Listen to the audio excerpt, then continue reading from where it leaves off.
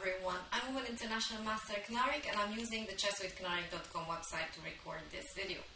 In this video, we are going to try to save this position because we are a bishop down. If we compare, let's say we have white one pawn with white, black has one pawn, one rook and one rook, but black has this extra bishop that we don't have. So, how are we going to save this position? If we just play, let's say normally this game, definitely black is going to win. Let's say, for example, if we just capture the black rook, but black can now attack at the same time our king. That's a double attack, right? Attacking our king with a check and our rook. Our king is going to move away. Black is going to capture our rook. And then, okay, we will not be able to hold on to this pawn for long, and we are going to lose it for sure. Black is going to capture it, and in time is going to be able to promote and win. For example, black can simply just attack the pawn on their next turn, and there's nothing that can defend that pawn, because black is attacking it twice while we're defending it just once. We don't have any other pieces to defend that pawn.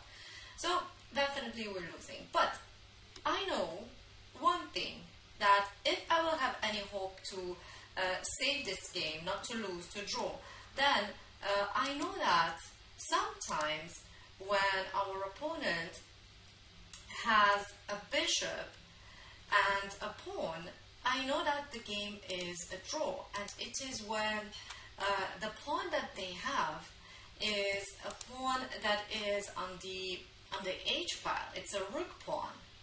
If it's a rook pawn, and they have a bishop, then I do have a hope of ending this game in a draw. So it's clear that I can get the black rook. So we are achieving that for sure. And we are giving our rook anyways. But what if, when I'm giving up my rook, I try to give it up by changing the black pawn to a rook pawn? In that way, after capturing the black rook, we will go to an endgame where our opponent has a rook pawn and a bishop, and it's a draw. But let's be careful. A rook pawn and a bishop is not always a draw. It is a draw only if the bishop that our opponent has is not the same color as the promotion square. For example, here, if we try to change this pawn that black has to a rook pawn, so that pawn is going to be promoting on the A1 square, which is a dark square. But the bishop that black has is a light square bishop, which means that that's why it's going to be a draw. So let's see. Then, if anyways we're giving up the rook, so we can do an in-between move. Before capturing the black rook, we can give up our rook by changing the black pawn to a rook pawn with a check. So here, when black captures, okay, let's see. Will I achieve what I wanted if I just captured the black rook here? I did change the black pawn to a rook pawn, and it is a rook pawn that is going to promote on a dark square when they have a light square bishop. But I did something wrong. I missed something, because here it's black's turn, and black will capture one more time, and they fix their pawn. If it's not a rook pawn, we're definitely losing this against a pawn and a bishop against one king. Definitely losing this. So going back, then what should I do before I capture the rook? Maybe I should do another in-between move, because I don't want that pawn to capture my pawn and change its place again. I want it to stay a rook pawn.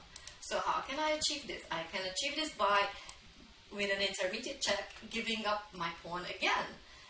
Here, that's an intermediate check, and if black captures, otherwise, if black doesn't capture, it really doesn't matter, because sooner or later they will capture it. It really doesn't matter if my pawn is there or not. So, when black captures then, and we captured, now we did achieve our goal. We did reach an endgame where black has a rook pawn that promotes on a dark square while their bishop is moving on light squares. So this will never be possible for black to win, because here, let's say after we captured, let's say black is trying to, no matter what they try, we can just stay here in the corner, and there's no way that I'm moving out of this corner and the only thing that can come out of this is a stalemate and a draw. And it doesn't again matter if black is taking the opposition or we're taking the opposition. This is a rook pawn. It's definitely a draw. If black tries to stop us from moving away, let's say, that's a stalemate. If, let's say, we try to move away, but black is checking, but again, we can stay in the corner, and if they don't move away, it's again going to be a stalemate, so black must move that away, which is like, okay, so I'm either keeping on moving a1, b1, and if black stops me, then it's going to be a stalemate. So going back to the initial position, let's go to the initial position. Let's see if there was anything else that black could do. For example, maybe when we check, black doesn't capture with their pawn, because if black doesn't capture with the pawn, their pawn doesn't change to a rook pawn. But then what will black play? A while ago, when we were capturing the rook, black had a fork and was able to capture our rook. But here, if we place our rook on a6, and black doesn't capture, just moves the king away, and we capture the rook. Now, how else is black going to capture our rook that's on a6? There's no other way for them to do it, as this is not a double attack anymore. Our rook has changed its place.